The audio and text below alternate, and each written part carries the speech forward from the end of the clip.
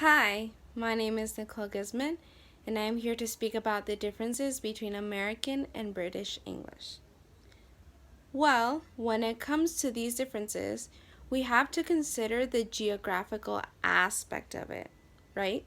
The first settlers that settled in the United States of America, they brought a more rhotic English, which means that they heavily pronounced the words that had R with more emphasis. Like, I'll just give you an example: rug. While in British English, these words with R are not as noticeable. Sometimes they even drop the R.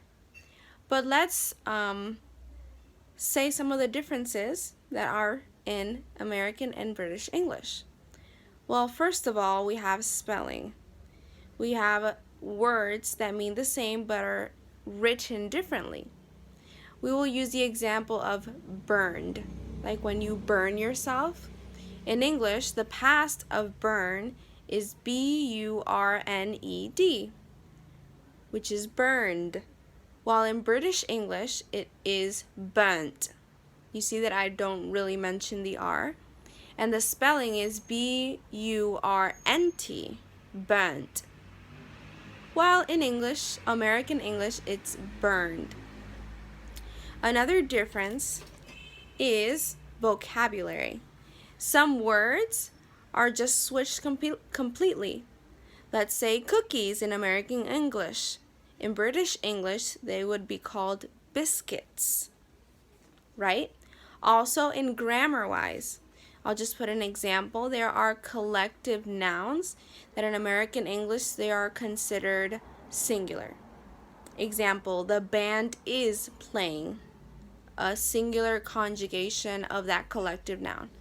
While in British English, they can be either singular or plural, but they are most commonly used plural. The band are playing. And lastly, we have formal versus informal speaking. Why does British English have a different intonation and pronunciation in their words? Well, just to make it short and easy to understand, they wanted a more formal and clean way of speaking that would differentiate them from the American speech, from that rhotic, rustic American form of speaking. So it is a more classy way, fancy way of speaking, and that's why their intonation and even pronunciation is different.